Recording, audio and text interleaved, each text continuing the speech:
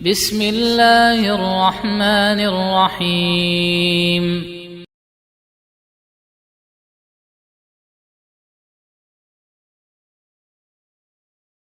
Qalu rahimahumullah al-mas'alatu ats-tsaniyatu, permasalahan yang kedua, as-siyamul mustahab, puasa yang disunnahkan.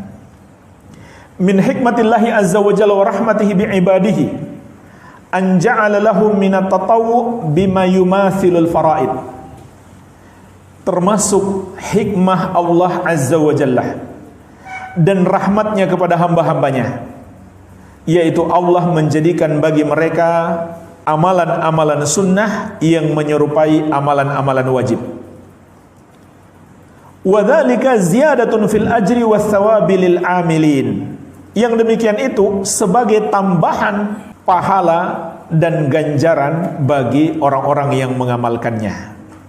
Wa jabran lin naqsi wal khalal alladhi qad yatra'u 'alal fariidah, dan untuk menutupi kekurangan atau adanya cacat yang mungkin terjadi pada amalan wajib.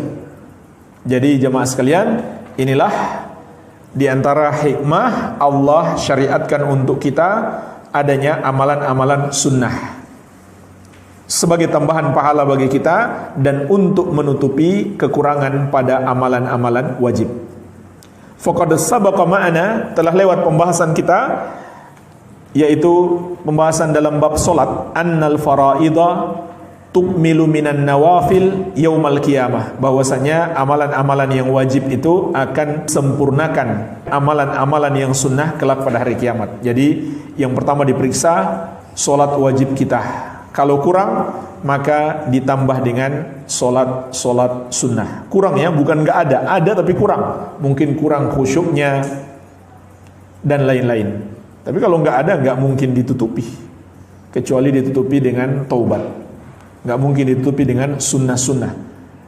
Ini kalau solat, karena tadi sudah kita bahas, solat itu ditinggalkan membatalkan keislaman. Yang dibahas di sini, kalau solatnya kurang maka bisa ditutupi dengan yang sunnah. Begitu pula puasa, diperiksa pertama kali adalah puasa wajibnya.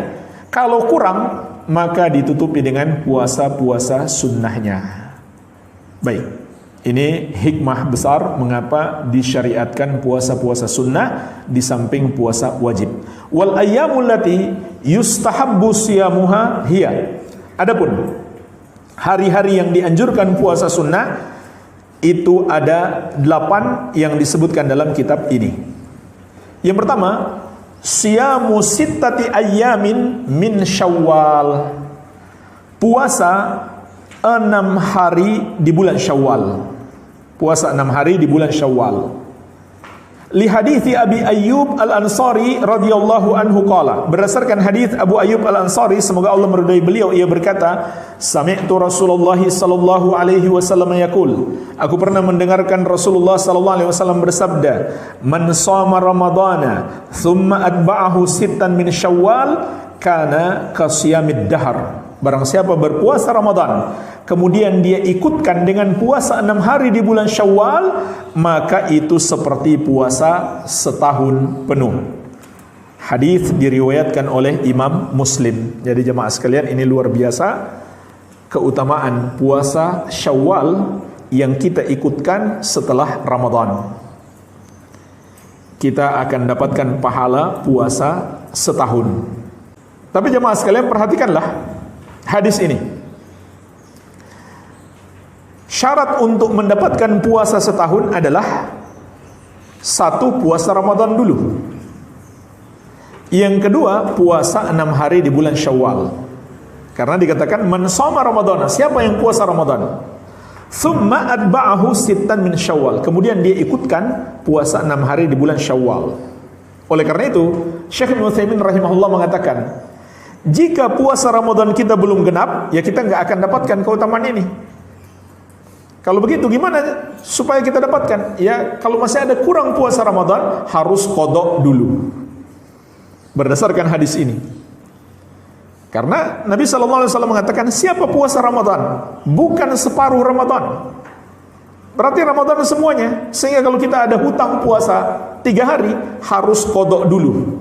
Setelah itu baru kita puasa 6 hari di bulan Syawal. Dan juga karena puasa qada itu kan wajib, jadi sangat kurang tepat kalau puasa sunnah 6 hari di bulan Syawal kita lebih dahulukan, karena hukumnya adalah sunnah. Seharusnya yang wajib lebih didahulukan daripada yang sunnah.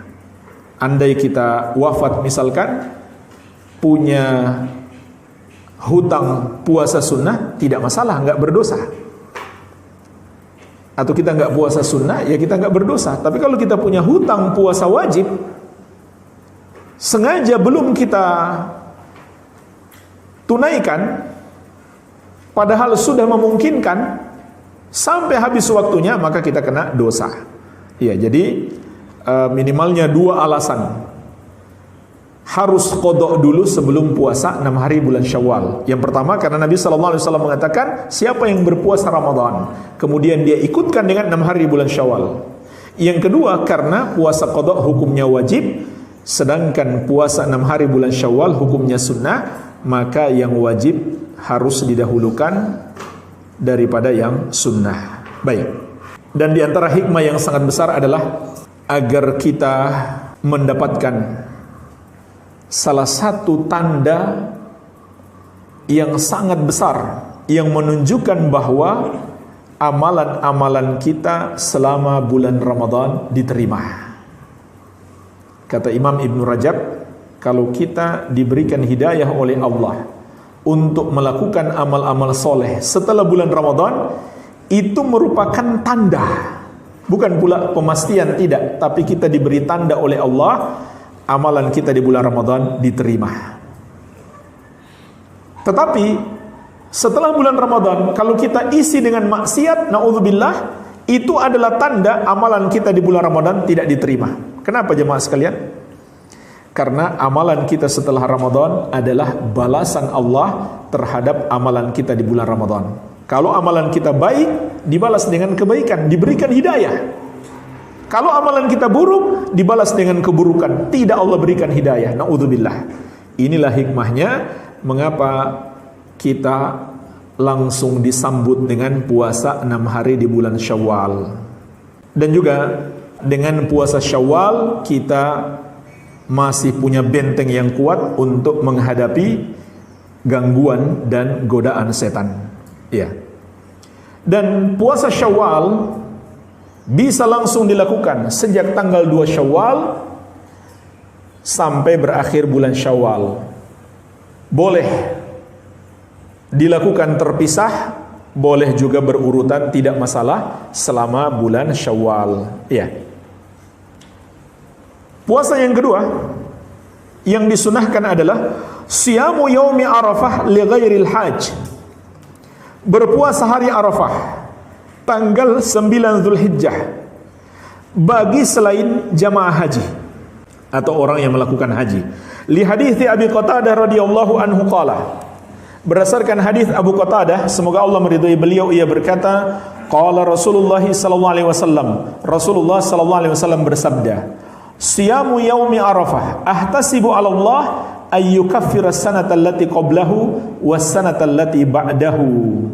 Berpuasa hari Arafah, aku harap kepada Allah akan menghapuskan dosa setahun sebelumnya dan dosa setahun setelahnya. Hadis sahih diriwayatkan oleh Imam Muslim. Subhanallah jemaah sekalian, ini luar biasa. Puasa 1 hari Arafah 9 Zulhijjah menghapuskan dosa selama 2 tahun, setahun sebelumnya dan setahun setelahnya. Namun ini disunahkan bagi selain jamaah haji. Ammal hajj fala yusannu lahu siyamu yaumi Arafah. Adapun orang yang sedang melakukan ibadah haji, tidak disunahkan baginya melakukan puasa hari Arafah. Li'anna Nabi sallallahu alaihi wasallam aftara fi dzalikal yaum wan nasu yanzuruna ilaihi. Karena Nabi Muhammad sallallahu alaihi wasallam ketika melakukan haji berbuka di hari itu dan orang-orang melihat beliau. Artinya sengaja beliau tampakkan supaya mereka juga ikut berbuka. wali annahu aqwalil hajj 'alal ibadati wad du'a'i fi dzalikal yaum, karena itu lebih menguatkan bagi orang yang haji untuk melakukan ibadah yang disyariatkan bagi mereka serta memperbanyak doa di hari itu. Jadi jemaah haji punya ibadah sendiri, yaitu wukuf di Arafah. Apa yang mereka lakukan selama wukuf? Memperbanyak zikir dan doa, sehingga agar mereka lebih kuat melakukan wukuf di Arafah, maka tidak disyariatkan mereka berpuasa. Berpuasa hanya bagi selain jamaah haji. Dan ini juga kasih sayang Allah kepada selain jamaah haji yang belum dianugerahkan kesempatan untuk berhaji. Masih ada kebaikan yang lain yang bisa kita lakukan, di antaranya puasa hari Arafah. Puasa yang ketiga yang disunahkan adalah siyamu yaumi Asyura, berpuasa pada hari Asyura, yaitu 10 Muharram. Faqad su'ila Nabi sallallahu alaihi wasallam an shaumi Asyura. Nabi sallallahu alaihi wasallam pernah ditanya tentang puasa hari Asyura, faqal, maka beliau bersabda, ahtasibu 'ala Allah ay yukaffira sanata allati qablahu. Aku harap kepada Allah akan menghapuskan dosa setahun sebelumnya. Juga diriwayatkan oleh Imam Muslim. Jadi jemaah sekalian, ini juga termasuk yang disunnahkan. Tapi apa yang dilakukan oleh orang-orang Syiah? Mereka enggak puasa. Justru yang mereka lakukan perbuatan yang Nabi SAW larang, yaitu meratapi kematian. Di hari 10 Asyura atau 10 Muharram, hari Asyura, orang-orang Syiah melakukan ritual meratapi kematian Al-Husain bin Ali bin Abi Thalib radhiyallahu ta'ala anhuma, padahal mereka sebenarnya penyebab kematian beliau. Lalu mereka pura-pura bersedih setiap tanggal 10 Muharram sambil menyakiti diri mereka sampai berdarah-darah. Ini bid'ah, menentang sunnah dan kebodohan yang mereka lakukan. Seharusnya adalah berpuasa kita di tanggal 10 Muharram. Wa yustahabbu siyamu yaumin qablahu aw yaumin ba'dahu, dan disunahkan berpuasa juga sehari sebelumnya atau sehari setelahnya. Sehari sebelumnya berarti 9 Muharram, atau sehari setelahnya 11 Muharram. Kenapa? Liqaulihi sallallahu alaihi wasallam, berdasarkan sabda Nabi sallallahu alaihi wasallam, la in baqitu ila qabilin la asumanna tasi'ah. Andai aku hidup sampai tahun depan, aku akan berpuasa tanggal 9 juga. Diriwayatkan oleh Imam Muslim. Kenapa beliau mengatakan demikian? Karena para sahabat mengabarkan mereka menyaksikan orang-orang Yahudi juga mengagungkan 10 Muharram, hari Asyura. Demi menyelisihi mereka, Nabi SAW berniat puasa tanggal 9 juga. Jadi luar biasa usaha Nabi SAW untuk menyelisihi orang-orang kafir. Karena ini termasuk inti ajaran Islam. Walaupun dalam hal ibadah, kalau ada kemiripan dengan mereka, Nabi SAW berusaha menyelisihinya. Waliqaulihi sallallahu alaihi wasallam, dan juga berdasarkan sabda Nabi sallallahu alaihi wasallam, sumu yauman qablahu aw yauman ba'dahu khaliful yahud. Berpuasalah sehari sebelumnya atau sehari setelahnya, selisihi orang-orang Yahudi. Hanya saja disebutkan di catatan kaki, hadis ini dhaif, akan tetapi sahih secara mauquf dari ucapan Ibnu Abbas radhiyallahu ta'ala anhuma. Jadi fatwa sahabat, kalau enggak sempat tanggal 9, maka 10 dan 11. Kalau enggak sempat tanggal 9, maka 10 dan 11. Dan bulan Muharram itu sendiri memperbanyak puasa di seluruh bulan, itu disunahkan. Nanti akan kita sebutkan di poin yang ke-7. Puasa sunnah yang keempat, Shaumul Itsnain wal Khamis min kulli usbu'in. Berpuasa Senin Kamis setiap pekan. Li hadithi Aisyah radhiyallahu anha Berdasarkan hadis Aisyah, semoga Allah meridhai beliau, kana Nabi sallallahu alaihi wasallam yataharra siyamal itsnain wal khamis. Nabi sallallahu alaihi wasallam berusaha menjaga puasa Senin dan Kamis. Hadis diriwayatkan Imam Ahmad, At-Tirmidzi dan yang lainnya. Waliqaulihi sallallahu alaihi wasallam, dan juga berdasarkan sabda Nabi sallallahu alaihi wasallam, tu'radul a'mal yaumal itsnain wal khamis fa uhibbu an yu'rada amali wa ana shaimun. Amalan-amalan diangkat kepada Allah pada hari Senin dan Kamis, maka aku ingin ketika amalanku diangkat dalam keadaan aku sedang berpuasa. Hadis sahih diriwayatkan At-Tirmidzi, An-Nasa'i, Abu Daud dan yang lainnya.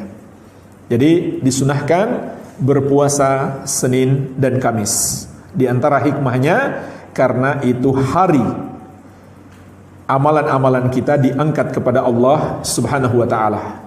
Maka Nabi sallallahu alaihi wasallam berpuasa Senin dan Kamis.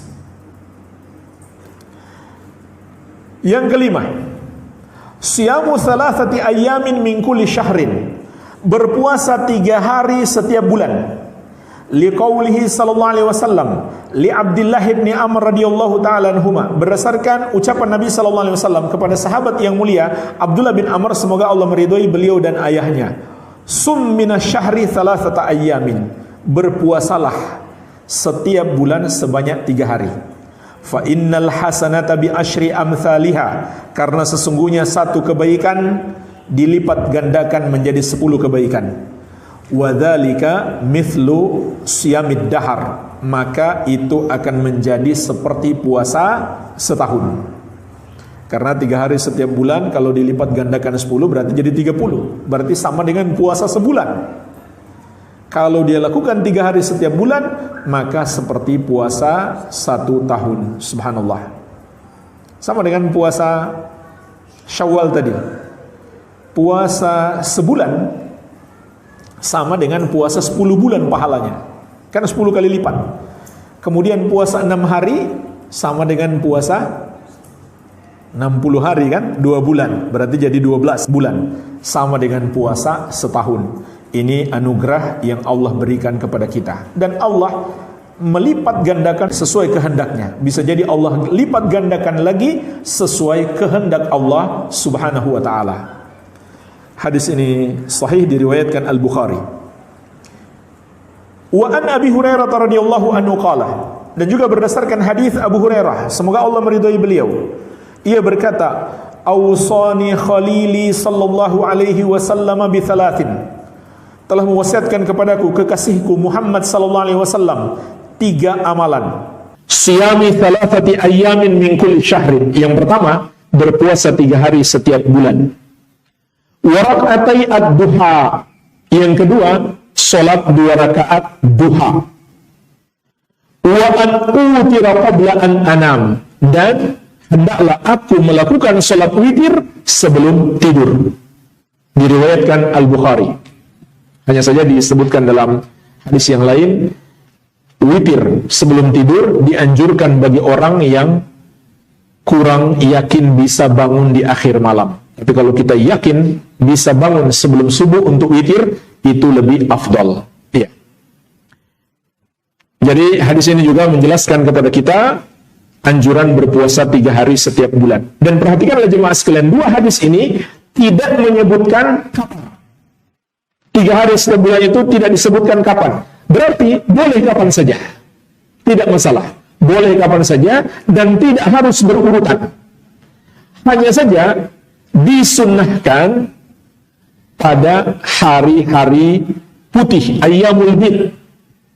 Wa yustahabbu an takunal ayyamul bid, dan disunahkan untuk dikerjakan pada hari-hari putih, ayyam al-bid. Tapi ini tidak wajib, hukumnya sunnah. Jadi kalau kita nggak sempat mengerjakannya di hari-hari itu, tidak masalah kapan saja, sebelum atau setelah al-ayyam al-bid. Wahiyya thalith asyar, wal rabi asyar, wal khamis asyar, yaitu tanggal 13, 14, dan 15. Dinamakan hari-hari putih karena hari itu bulan paling terang sinarnya. Li hadits Abu Dzar radhiyallahu anhu qala, berdasarkan hadis Abu Dzar, semoga Allah meridhai beliau, ia berkata, qala Rasulullah sallallahu alaihi wasallam, Rasulullah sallallahu alaihi wasallam bersabda, "Man kana minkum sha'iman minasyahri falyasum ats-tsalath al-bid." Barang siapa di antara kalian mau melakukan puasa setiap bulan 3 hari, lakukanlah pada 3 hari al-bid, yaitu 13, 14, dan 15. Sekali lagi, ini bukan syarat, hanya itu lebih afdal. Kalau nggak sempat di hari itu karena berhalangan, tidak mengapa di hari-hari yang lain, dan tidak harus berurutan. Baik, hadis ini sahih, diriwayatkan Imam Ahmad, An-Nasai, dan yang lainnya. Yang keenam, shaumu yaumin wa iftaru yaumin. Berpuasa sehari dan berbuka atau tidak puasa sehari. Ini puasa Nabi Daud alaihi salam yang sangat dianjurkan bagi umat Nabi Muhammad sallallahu alaihi wasallam. Liqaulihi sallallahu alaihi wasallam, berdasarkan sabda beliau sallallahu alaihi wasallam, afdhalus siyam siyamu Daud alaihi salam, kana yasumu yawman wa yuftiru yawman. Sebaik-baik puasa adalah puasanya Nabi Daud alaihi salam. Beliau berpuasa 1 hari dan berbuka atau tidak puasa 1 hari. Hadis sahih diriwayatkan Imam Muslim. Jadi sehari puasa, sehari tidak puasa. Besok puasa lagi, besok berbuka. Besok puasa lagi, besok berbuka. Inilah puasa Nabi Daud alaihi salam. Wa hadza min afdali anwa'it tatawwu. Dan ini termasuk sebaik-baik jenis amalan sunnah. Dan jemaah sekalian, berdasarkan hadis ini, banyak ulama yang berpendapat inilah amalan puasa sunnah yang paling bagus, yang paling afdal dari semua puasa sunnah yang lain. Karena 2 sebab. Yang pertama, Nabi SAW sendiri mengatakan ini puasa yang paling afdal. Yang kedua, jumlahnya banyak. Jumlahnya banyak. Sehari puasa, sehari berbuka. Jadi dalam sebulan 15 hari. Maka tentu pahalanya lebih besar juga. Iya. Tetapi jemaah sekalian, Nabi kita yang mulia sallallahu alaihi wasallam sendiri tidak mengamalkan puasa Daud. Beliau tidak mengamalkan puasa Daud. Padahal beliau mengatakan ini puasa yang paling afdal. Maka apa sebabnya? Para ulama menjelaskan itu karena Rasulullah sallallahu alaihi wasallam khawatir puasa Daud diwajibkan oleh Allah bagi kita kalau Nabi sallallahu alaihi wasallam terus-menerus mengerjakannya. Jadi itu karena kasih sayang beliau kepada kita, padahal beliau sendiri ingin melakukannya. Sama dengan sholat tarawih sebulan penuh, beliau sendiri ingin melakukannya sebulan penuh di masjid. Tapi karena beliau khawatir nanti diwajibkan, maka beliau tidak melakukannya. Jadi tetap puasa Daud lebih afdal walaupun Nabi SAW tidak melakukannya. Sebab beliau tidak melakukannya karena ada satu alasan. Baik. Yang ketujuh, siyamu syahrillahil muharram, berpuasa di bulan Allah al-Muharram. Li hadits Abu Hurairah radhiyallahu anhu qala, berdasarkan hadis Abu Hurairah, semoga Allah meridhai beliau, ia berkata, qala Rasulullah sallallahu alaihi wasallam, Rasulullah sallallahu alaihi wasallam bersabda, afdalus siyam ba'da Ramadan syahrullahil muharram. Sebaik-baik puasa setelah Ramadan adalah puasa di bulan Allah al-Muharram. Wa afdalus salati ba'dal faridati salatul lail, dan sebaik-baik salat setelah salat wajib adalah salat malam, salat tahajud. Hadis sahih diriwayatkan oleh Imam Muslim. Jadi jemaah sekalian, dalam hadis ini ada anjuran memperbanyak puasa di bulan Muharram secara keseluruhan. Apakah semuanya atau sebagian besarnya? Hanya saja yang lebih ditekankan adalah 10 Muharram bersama dengan 9 Muharram atau bersama dengan 11 Muharram. Tapi bukan hanya itu yang dianjurkan puasa, melainkan seluruh hari di bulan Muharram. Karena kemuliaan bulan Muharram. Di antara kemuliaan bulan Muharram adalah dalam hadis ini dinamakan sebagai bulan Allah. Karena saking mulianya bulan Muharram itu, sehingga dinamakan bulan Allah.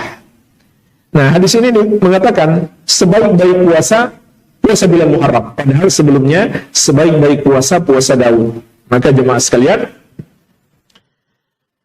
sisi kebaikannya berbeda. Kalau dilihat dari bulannya, maka bulan Muharram. Sedangkan kalau dilihat dari amalan puasanya, maka puasa Daud alaihissalam lebih mulia. Jadi masing-masing punya keistimewaan tersendiri. Tapi banyak ulama menjelaskan yang lebih afdal adalah puasa Daud. Ya. Walaupun mungkin orang berpuasa di bulan Muharram bisa saja sebulan penuh, sementara puasa Daud hanya 15. Tapi kan puasa Daud bukan hanya di bulan itu, tapi juga di bulan-bulan yang lain. Ya.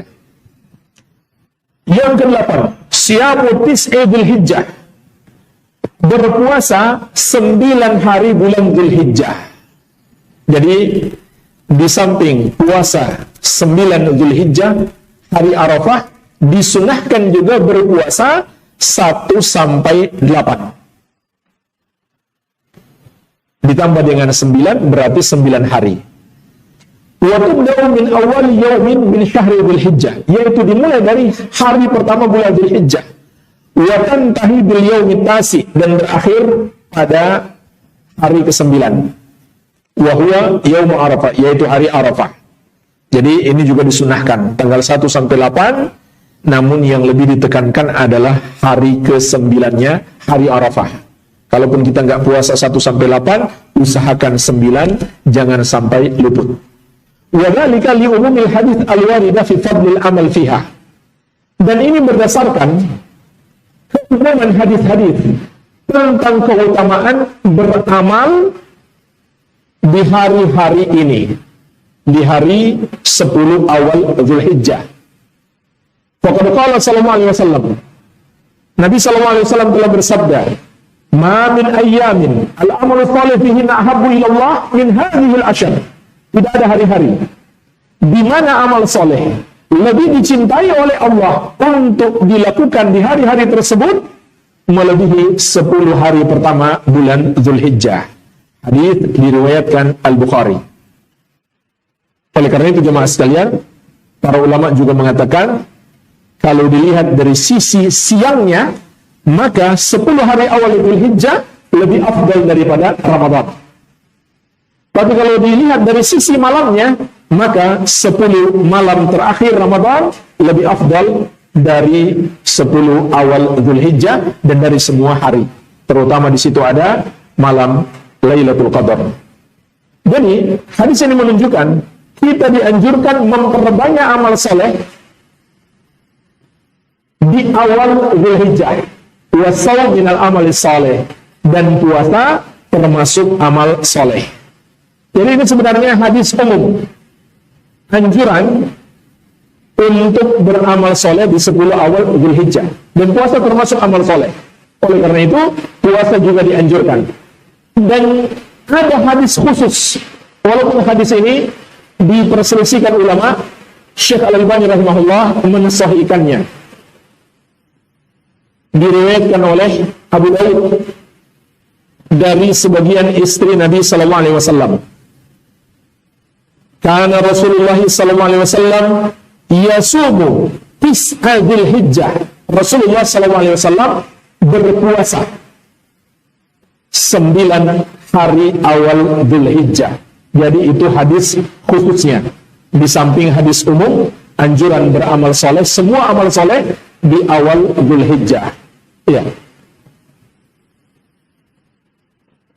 Alhamdulillah, inilah 8 puasa yang disunahkan bagi kita dalam setahun.